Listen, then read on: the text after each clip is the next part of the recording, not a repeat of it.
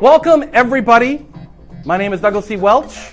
You can find my stuff at welchwrite.com, as you see behind me, welchwrite.com. This is the session on developing ideas and content for a weekly show. How many people here have a podcast already? So we're just getting started. Well, this is good, because this is a good session for people who are thinking of doing this, because typically people think, okay, I want to do a weekly show. So the first thing I want to say to you is, OMG, what are you guys thinking? Now, I don't want to scare anybody off, but you really need to think about what you're getting yourself into before you start this. Okay, and let me tell you a little bit about myself. I am in the 12th year of the publication of my print column, Career Opportunities, for ComputerEdge magazine in San Diego. That's 51 columns a year. Actually, last year just went to 52 columns a year for 12 years. Okay, I am in the I'm in the 4th year of my podcast, Career Opportunities, based on that print column. Okay, that's over 300 shows easily. I actually don't know how many shows total. I was doing 2 a week, and now I'm doing 1 a week. This is my 4th regular column, be it a monthly or a weekly column, that I've done over my writing career. I calculated some words. Basically, my column is 750 words or so each week. If you take 12 years, times 750 words, times 51 weeks a year, you end up with around 500,000 words that I've written over the course of this one column. Okay? This is what you're getting yourself into. Okay? And again, I don't want to scare you off, but it's like writing a novel a year. How many people are doing NaNoWriMo right now? Doing the whole write a novel in a month thing? Nobody, okay. This is the type of thing you're letting yourself into here. Now, of course, you all have different styles of shows and different topics and stuff like that, but what I'm going to say today is basically going to apply to these kind of ideas. Now, secondly, I said this before, some people were here. If you have any questions, interrupt me. This should be question and answer. I always allow time at the end for that and during, so don't worry about stopping me. You're getting on a treadmill with a weekly or especially a daily show. Now, in my world, when I'm talking with someone about podcasting, I usually say, minimum, you want to do it about once a week. It tends to tie your listeners to you. They tend to start to develop a relationship with you. My minimum, I would say, is every month. That's probably the longest you can go without doing a show before you have people kind of forget about you. So the average one for me is about a week. You're basically taking on a second, a third, or a fourth job when you do this. So the first thing you have to do is really love what you're doing. You have to really love sharing the information that you're sharing or talking with the people you're talking with. Otherwise, you won't do it, and you will pod fade, as you probably heard in some other sessions this morning. You'll just stop doing it because it'll become too much work. I got lucky when podcasting was invented back in 2004, and I started September 24th, 2004. I call myself one of the first 20 podcasters. And I do that because I look at iPodder.org and I can go back in the Wayback Machine and see on that date when I did my first show, there was about 20 shows. I had been writing my print column, though, for 8 years. And I actually played with the idea of having an audio version, but it was like, well, I could put it on my website, I could do this, but who's going to really find it? The minute I heard about podcasting, it was like, oh, distribution model. I borrowed a mic and a mixer from a friend of mine and started recording, and I haven't stopped since. So I got a little lucky in that regard. You may or may not be starting from scratch. Now, before you start, you want to think about starting slowly. You don't need to do a daily show. Some people like to jump right in and say, I'm going to do it every day, and they burn out in like a week. You don't necessarily need to do a weekly show, like I was saying. You can start off with a monthly show. Start off with every 2-week show. Whatever fits into your time schedule and your ability to generate content. There's no need to make an hour-long show either. How many people actually listen to hour-long shows? Yeah, a couple, but it's like 2 out of 15. Because frankly, they're too long. I do most of my listening in the car, and if I'm driving to a client, I'm a computer consultant by trade, if I'm driving to a client, it's about a half hour. So I can maybe fit in an hour show if I listen to half it there and half it on the way back. Start with 10 minutes. My column, because it's 750 words a week, is about 5 to 6 minutes.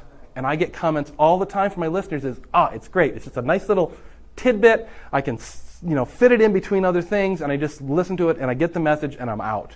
So think about that too. Don't think you have to go an hour and a half. That often happens with group shows. If you're doing a show with other people, you get rolling, and you get talking, and you get jiving. And all of a sudden it's an hour and a half later, and you've ended up with this huge file that you've got to send out over your podcast. So you don't have to do that. Also, you're going to find that you're going to get faster at doing it as you go along. So it may take you a couple hours to do the first couple shows, but as you do it more, that quickly reduces down. I'm now down to where I can do from recording through posting it and publicizing it on the web in about a half hour for my 5 to 6 minute show. Because it's pre-written, I record it, I do a quick edit, I actually edit while I record, nudge some of the transitions together, output it as an MP3, and it's gone. And that's the type of thing you're going to get to eventually. Okay? There is a term in journalism. If you talk to newspaper people, they will often say, the beast must be fed. Okay, and what that means is, if you're going to do one of these things, you've got to have content. And you've got to have content every day or every week or every month, and it must be fed. And there will be days when you will be sitting down in front of the microphone going, I don't know what I'm going to talk about today. So always be thinking in that regard. It's just like working for a daily newspaper or a weekly newspaper or a magazine or anything. It does have a deadline. You do have the ability to skip episodes. Now, some people will tell you, oh, no, you can't ever skip episodes. That's death if you skip episodes because it's people are going to unsubscribe and you'll lose them. Well, the fact is, with the way podcasting works, with the subscription method that you have, they're going to give you a little slack because they're not going to notice you haven't produced a show that 1 week if you miss a week. So don't worry about that, especially when you're getting started. You'll eventually get on the horse. You'll find a rhythm. You'll find a length of show. All this stuff will work itself out as you go through. Now, collecting ideas. This is what it really comes down to. And if you're doing a news show, say you're doing the MacCast, you're doing Twit, you're doing something like that, you're basically watching news feeds. You've got all your RSS feeds set up. You're subscribed to all the hip, trendy blogs. You're getting all the current information. So in a way, your content is being generated for you, at least the basic level of your content. Because even if you're doing a show like that, you've got to be adding something to the content you're getting. Simply republishing or rereading something that someone else has written, despite any copyright issues that might be involved with that, that's not what people listen to your show for. They listen to the show for you and what you have to say about a popular topic. If you're going to talk about Macintosh Leopard 10.5, have something unique to yourself that you're going to say. Give them your individualized report of what it took to install it, what it took to fight, various errors with older software. Personalize it in your own way because that's what people are going to listen for. There's a million places they can go to just get a recitation of the news, and you'll find a lot of that stuff out there. And you don't want to be doing that. Now, of course, that means you've got to be thinking about it. What is your opinion? What is your opinion about this topic? What are you trying to say? What do you want other people to know about this topic that perhaps you have a unique viewpoint on? I mean, do you work in a particular business sector? Do you work in a particular entertainment industry or something that has a special relationship to this particular thing you're talking about? Bring that out. Because that's what's going to show people you have something new and fresh to say and something interesting to say.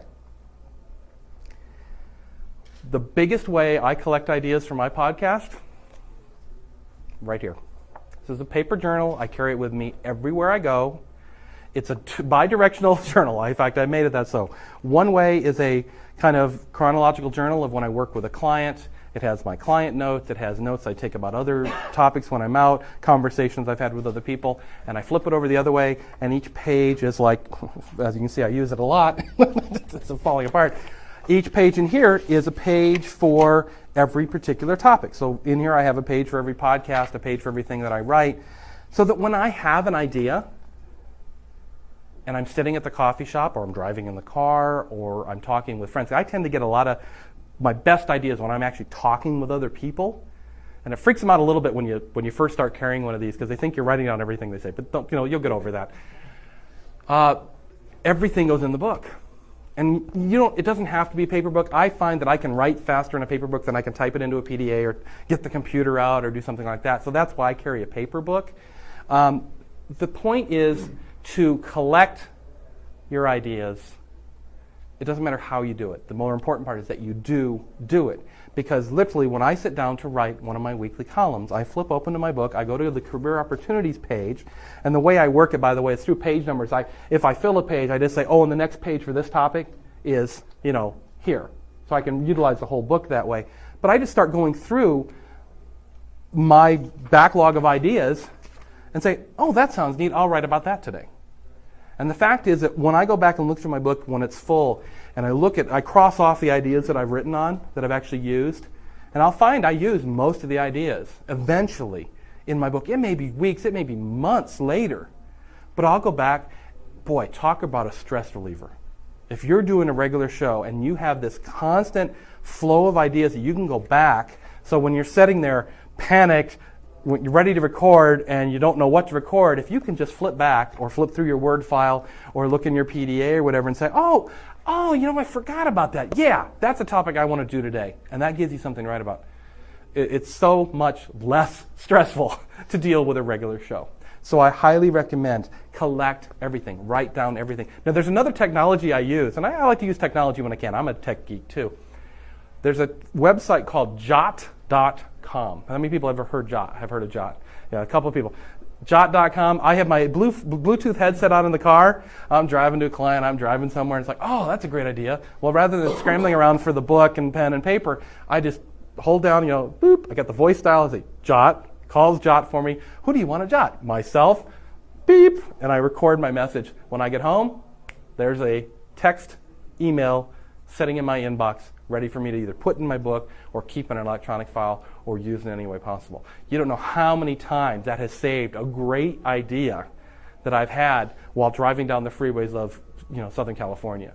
And it's a lot safer than trying to fiddle with one of these or typing into a PDA. Yes, sir? I was going to say the answer machine works well too. I used to call the answering machine all the time. I sort of like Jot because it does the text conversion for me, and so it actually makes it searchable. I use a Mac. This is a PC, obviously, but I use a Mac in my day-to-day work. And with Spotlight, it indexes all my entourage email, so I can actually even go into Spotlight and it will pull something out that perhaps I've even forgotten about.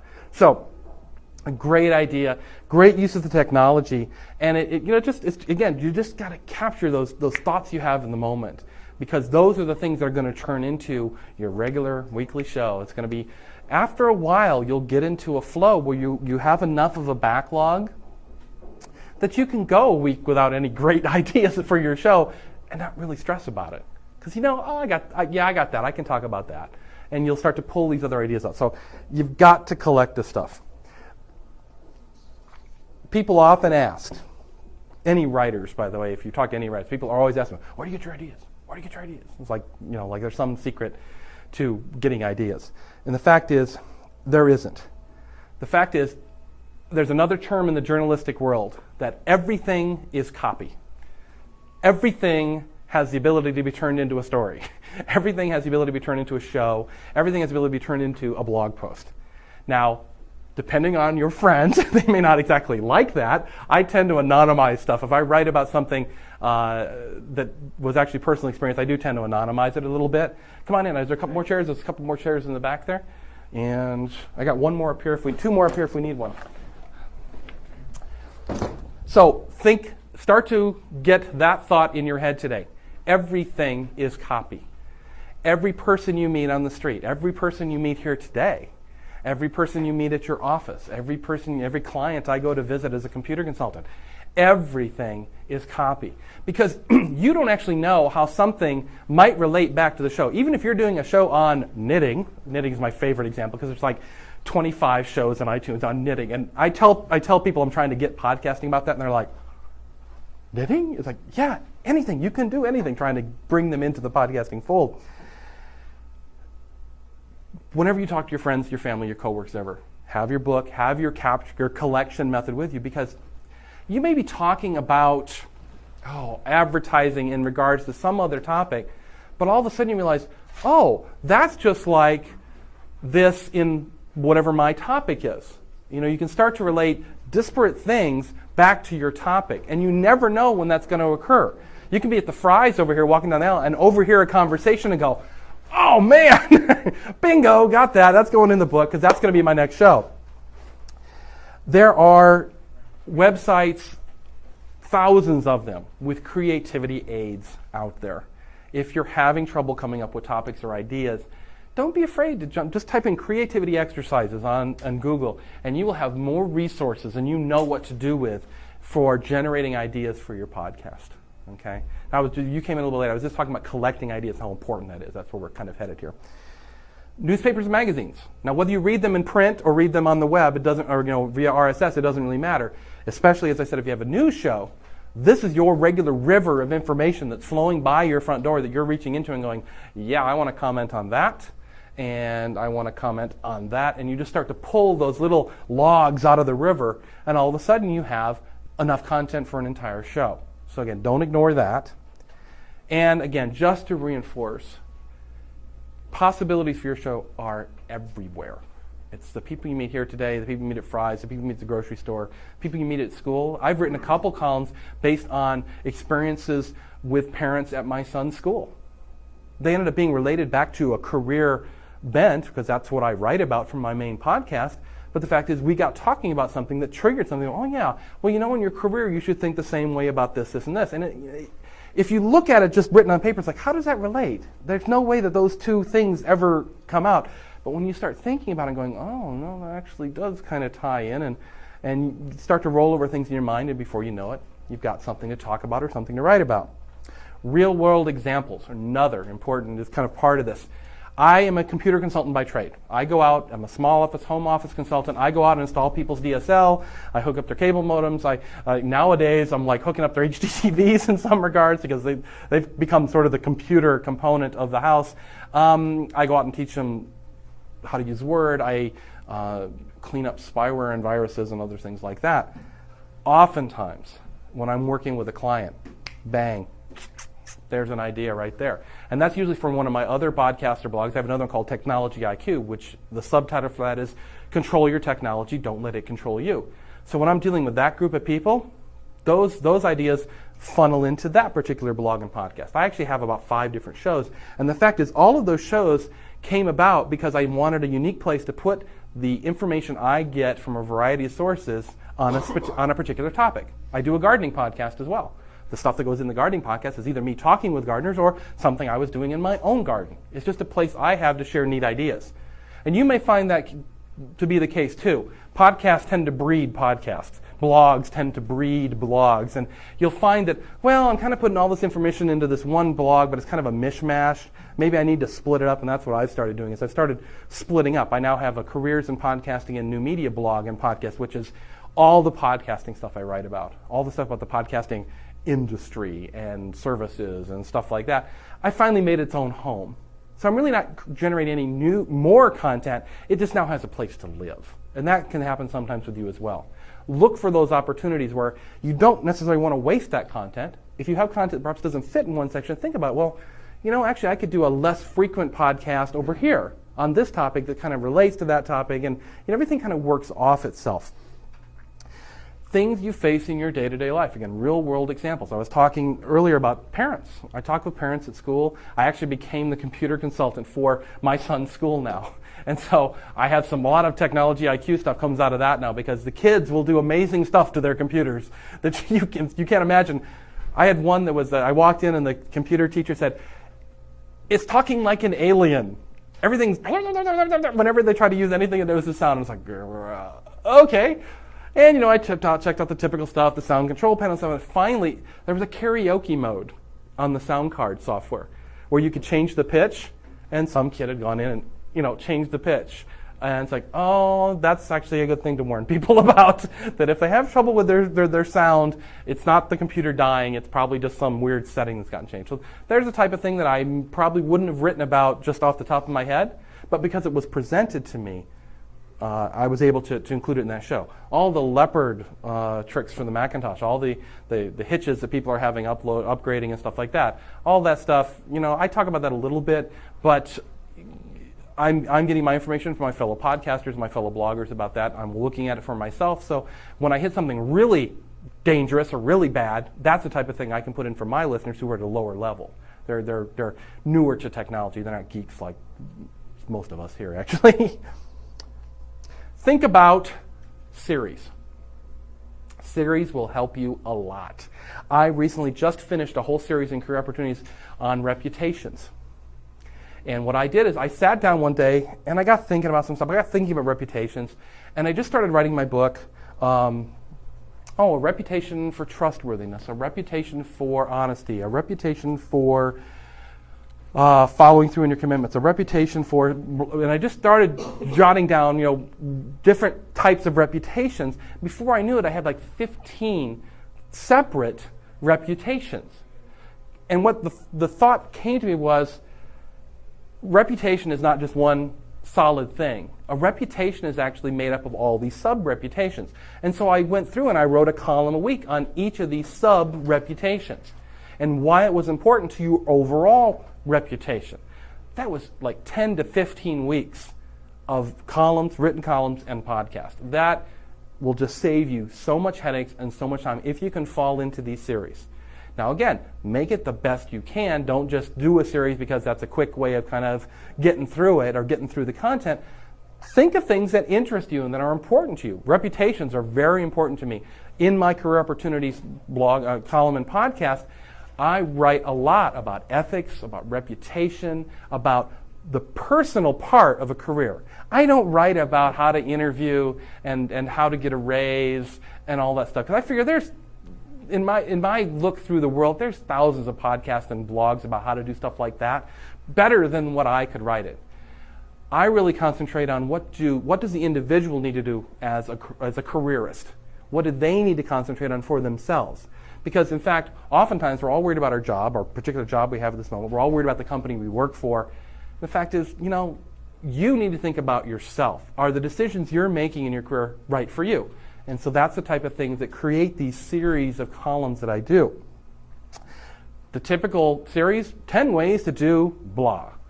15 ways to, 5 tips to keep you blah. I mean, start thinking in those areas. If you're doing a knitting podcast and you're sitting down and going, 5 ways to cast on. I don't know, 5 ways to cast off. Whatever. You can do these series regardless of what content you're doing. We talked earlier about technology being your friend. The RSS feeds, the news alerts, the email, and all this stuff. Again, they feed into it, and they are great sources for series. Sometimes you'll see someone do a series on a particular thing, and don't copy what they're doing. But if someone does a series on something you like, think about what you want to say along the same lines. Take that series topic and say, actually, I don't agree with this guy at all. I think his top 5 are totally out of the ballpark. What's he thinking? And do your own top 5. What do you think is important about your particular topic? If you build your show to a big enough level, you can start to engage in a very important way of building a podcast that takes less and less of your time over the time that it's operating. And that is using listener-generated content. I have a good friend of mine, Victor Kayao. He does the Typical Mac User podcast. I don't know if anyone listens to that. If you don't, I highly recommend it. It's a great show. And on occasion, Victor needs to take a vacation. We all need to take a vacation, right? We all have to go on a business trip. We all have to go with the family, whatever. Victor has cultivated his audience in such a way that he has been able to actually turn the show over for episodes to his audience. He has a dedicated group of listeners who will take on the role of producing a show for a week. Now, this is mainly for his live show. He does a live show via talkshoe.com, and then he does a regular recorded show. This is for the live show, and someone will step up. They'll become the host for the night. Everyone will make sure they're there on that night, especially so they can chime in with their comments on whatever topic they've decided on, and they end up producing the show for him. I have another couple of buddies. I'm a member of Friends in Tech, which is a podcasting group. We're not a podcasting network. It's more of a congenial club society, if you will. But we get together for cross-pollination, cross-promotion, and just helping each other out. And in our charter, it actually says having fun. That's actually a big part of what we do. A couple of guys do Technorama, the podcast on sci-fi, tech, and all things geek. They are another great couple of guys at developing an audience. They actually record their show live, they stream it out live, and they have a chat room that goes on while the show's recording, and you can chime in with your comments during the chat room and all this stuff. they actually get at this point so much listener feedback from their audience. They started an entirely separate podcast, another version of Technorama, which is their show, which is nothing but listener feedback. Okay, so now they can do 2 shows a week, but they really only have to create the content for one of them. You can do that too. You can, and I highly recommend soliciting comments, soliciting input, soliciting segments from your listeners. Because the fact is, you are going to have listeners who are going to be coming along on a journey with you. They're going to be gaining an expertise. They're going to come up with something that's actually going to be very interesting to the rest of the listeners. Why not make use of that? Why not make it easier on yourself and say, and maybe you'll have to work with them a little bit. Maybe you'll have to get the recording levels up to snuff or whatever. But you can utilize them as a partner in your podcast rather than feeling you're out there, lone wolf, out there doing it all on your own and struggling some days. I freely admit I struggle sometimes, especially after 12 years of writing a column. What more can I say about careers? Well, the fact is, there's always something more to say. There's always new situations coming up. Some company fires 150 of their employees via email. Guess what? Bingo, there's a column that I can write. It's totally fresh, it's totally new, but I can reiterate, in some cases, messages I've delivered before in a new and fresh way with a new example. So sometimes you'll actually go back and revisit topics you visited before. There's nothing wrong with that. Don't repeat yourself immediately after you've done a show on one thing. But if it's been a year since you've talked about X, revisit it. Even to the standpoint of perhaps taking a segment from the previous show and saying, here's what I said a year ago. Here's what I think differently today. Or here's why I think it's more important today. Utilize your back catalog. You'll be surprised at how quickly you develop content. I just started producing a podcast for a friend of mine called Mortgages Made Simple. And he's a mortgage broker. And his whole career has been based around, unlike a lot of the mortgage brokers you're hearing about, his whole thing has been making sure you get the right loan and not getting stuck in a loan you can't afford, not paying garbage fees on your loans, not getting, I say not getting screwed, basically. We're up to our 24th show already, and we recorded it Wednesday before I left to drive here from Los Angeles, and it's like, gosh, 24? Have we done 24 already? It's like, it's 6 months. We've been doing half a year now, and it does just sort of appear sometimes. You're like, you don't realize it when you do it week to week that all of a sudden it's like, wow, I've got 24 shows. Well, what can we go back and revisit in one of those shows? Perhaps that has a new focus now. Like we just did a show specifically about the California wildfires. That was a topical thing that popped up. People losing their homes. So what happens to your mortgage? Is there mortgage relief? Can you get mortgage relief from your bank if your house is burned down? Or if you get an insurance settlement, does that immediately go to pay the mortgage? And there's all these kind of issues involved with it. Now the fact is, next year, around fire time, which is always about the late fall in California, we always have some fires. Guess what? People are actually going to find that show via Google and other search engines, and perhaps we will actually revisit that topic again and using that old show as a model. Does that make sense to people? The important thing about doing a weekly show is it is not that difficult, despite what I said up front. I wanted to scare you first. It's not that difficult if you do one important thing. Integrate it into your life. The fact is, a lot of my podcasts, a lot of my blogs, as I said before, come from my day-to-day experiences. I come across a new software bug, that goes in this blog and podcast. I come across a new career issue talking with friends, that becomes in my career column. I have now, over 3 years of podcasting and 12 years of writing this column, integrated into my life so that everything is copy. Everything has a potential to be something that I can share with someone else. Sometimes it's just pure information. Oh, they've changed the laws about, reporting income or whatever. Other times it's, oh, well, this is the trend in business right now, and frankly, I don't agree with it. I think it sucks, and I think it hurts the employees.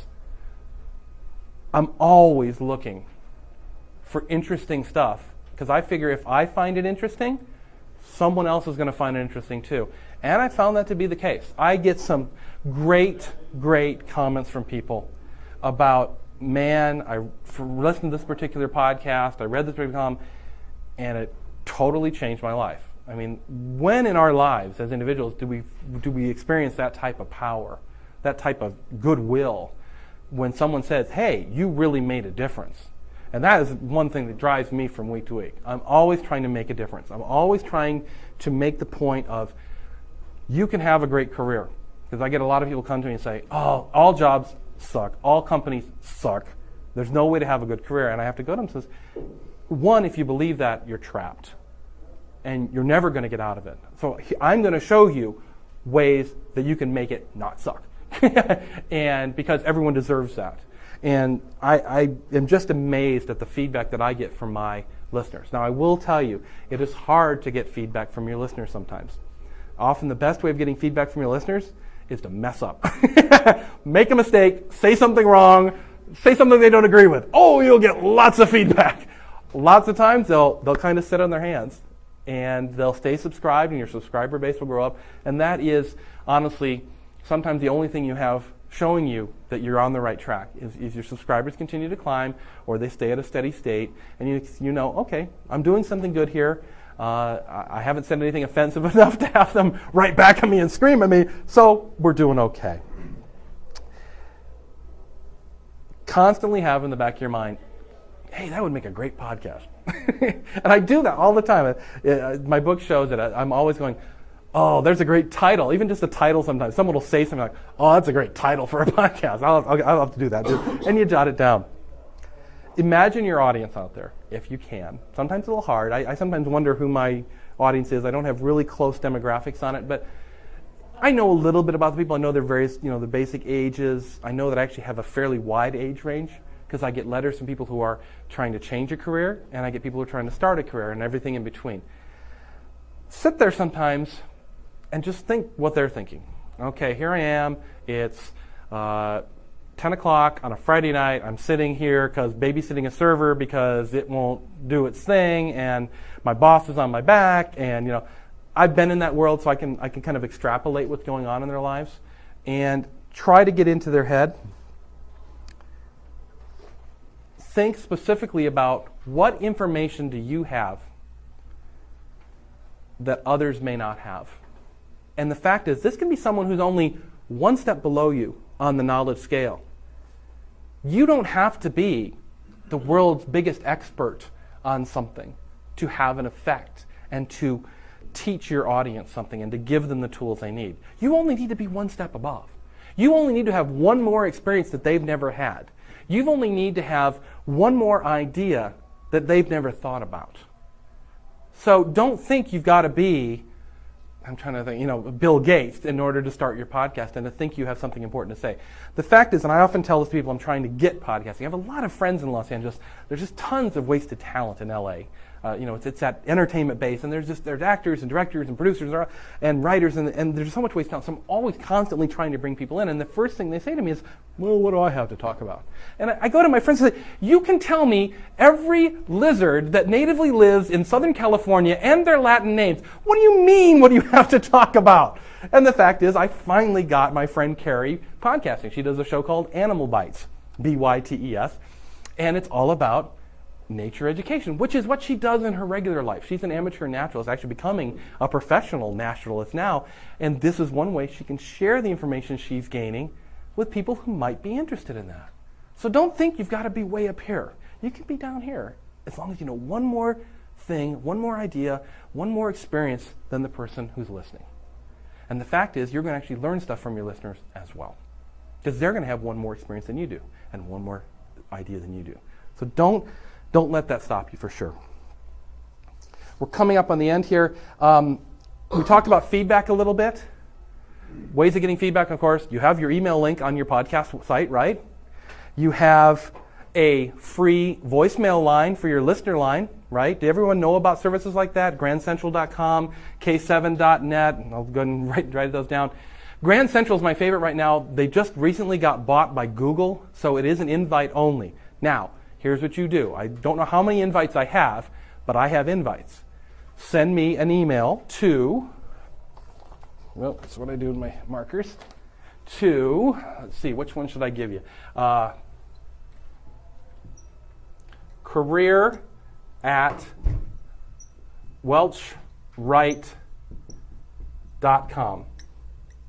Okay, send an email to that address. Let me know you're at PodCampAZ, okay? I will send as many invites out as I have. Grand Central is really great because it can also be used as a call screening service. It takes up to 3-minute voicemails. In fact, if you saw the flyer on the Wishbook project I passed out earlier, that's one way you can submit your holiday stories, is you can record for 3 minutes right on the listener line. You should have one. You should use it. The great thing about these online services, of course, are you get either a WAV or an MP3 file. That goes right into the podcast. To my friends who do Technorama, that's what they do for their listener feedback show. 99% of those feedback items come into their listener line. They take the WAV file, drop it in their sound editor, and they've got their show. So definitely want to have one of those. Make calls for feedback. Reach out to people and say, I really want to know what you're listening. I often will say in my podcast, I'd love to hear what's going on in your career. Send me email, call the listener line, whatever. Cultivate that. Again, it can be hard sometimes to get feedback, but the fact is that feedback is very important to you because it will help you create better shows, new shows down the road, and it's important to the listeners because theoretically they'll be getting their most pressing questions answered. Okay? Repurpose everything you can do. You will often see me, I'll have a book review that I write for the gardening blog that actually becomes a segment in my gardening podcast. I will have an essay I write for my careers in podcasting that actually ends up over in this blog. Things can go back and forth. Things you write for the news. Do you write opinion letters to the editor for your local newspaper? Guess what? If they're on topic for your podcast, those get recorded and get sent down your podcast pipe. Then whether they get published or not, it really doesn't matter to you. You're still getting your word out. So again, repurpose those things. They can also become the basis for other projects. That's how, as I said before, my blogs have kind of spun off. Is I've gotten a particular item and it's like, oh geez, that's a whole new focus of information here. Okay, fire up WordPress and start another blog and away we go. So don't be afraid to repurpose things and shove them around. Actually, I have a catch-all blog and podcast, which is where a lot of this information used to sit.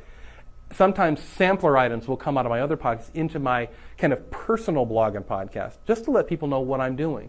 And that blog is what people, kind of friends and relations, kind of watch and subscribe to and listen to, because it gives them an idea of what myself and my family are doing in our life. I'll have a little sound scene tour from an event we did as a family. In fact, it doesn't fit in the other podcast, but it fits there because I talk about LA events and I talk about things that we do. Just let it go around and around and around. And again, you'll be surprised how much use you can get out of one idea. And there's nothing wrong with making, using as they say in Italy, using everything but the squeal of the pig. There's nothing wrong with that. In fact, it's what you should be doing because it forces you to think more about those topics. We talked earlier about missing a show, especially when you're getting started. A pet peeve of mine is people who are constantly apologizing about missing a show. Don't apologize. Don't say, oh, I'm sorry, it's been 3 weeks since the last show. Just do the new show. Just do the new show. That's the time you have available. That's the energy you have available. That's the information you have available. Just do the show. Because the fact is, they're subscribed. Their feed reader doesn't pop up. I mean, even iTunes doesn't stop downloading until you don't listen to and that's on their end even, 5 podcasts. I have some podcasts in my feed reader that are still sitting there and they haven't produced a show in a year. And it's just because I'm too lazy to go in and delete them. And the fact is, there is a grace period that people will give you. Since they're not sitting there with bated breath waiting for your show at 8 o'clock on a Monday night, it really doesn't matter. The thing, don't apologize. You have your own life. You have your own ideas about what you need to do in your life. You have your own ideas about what are important. Respect that. That's fine. Don't worry about it. Now, one of the ways of avoiding missing shows, though, is pre-produce. If you have an opportunity to produce a series of shows, do it. And do it now. Because you'll be 2 weeks from now, you'll be going, oh man, I'm so glad I got that show in the can, and all I got to do is go, post it, boink, out the show goes, and you're done. Now, depending on the type of show you have, if you're doing a cutting news, current event show, that may not work. But for something like myself, when I go on vacation for 2 weeks, all my podcasts are pre-prepared, pre-recorded, preloaded. Being the geek that I am, even on vacation, I will usually pop open the computer and release them manually. But I usually, if I can't do that, I will just preload them and just have them sitting there. Just save yourself the trouble. If you have 10 minutes today, use all 10 minutes so that you can save an hour in a week when you're totally buried with other stuff. kid's birthday party and the family's coming to visit and the car broke down and everything else. You're basically giving yourself a buffer. You're giving yourself some insurance that you're not going to miss a show if you really feel like you don't want to miss a show.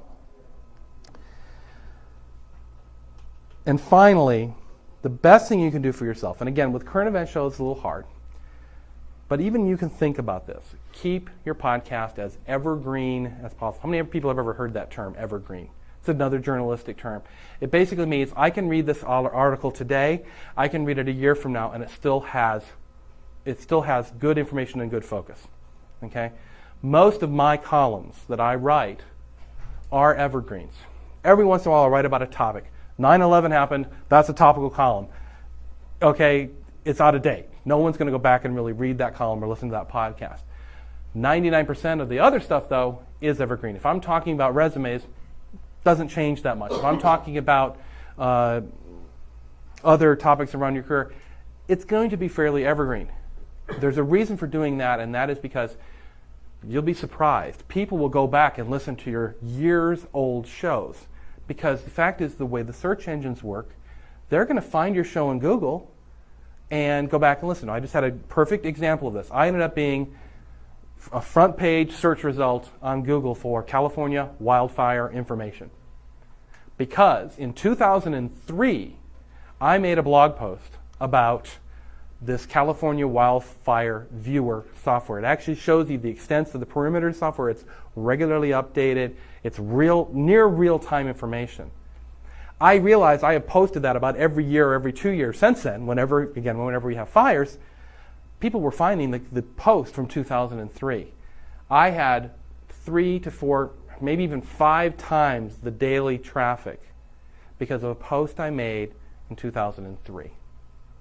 Same thing can happen to you. If you have an evergreen show, if you have an evergreen blog post, the same thing can happen to you. Suddenly that thing becomes topical, bang. I mean, we're doing our mortgage shows right now, and the fact is, come February and March, when all these adjustable loans have their forced adjustment, and if you haven't figured out that you need to get out of these loans, there's going to be lots of people scrambling for information on adjustable rate mortgages and how to get out of them.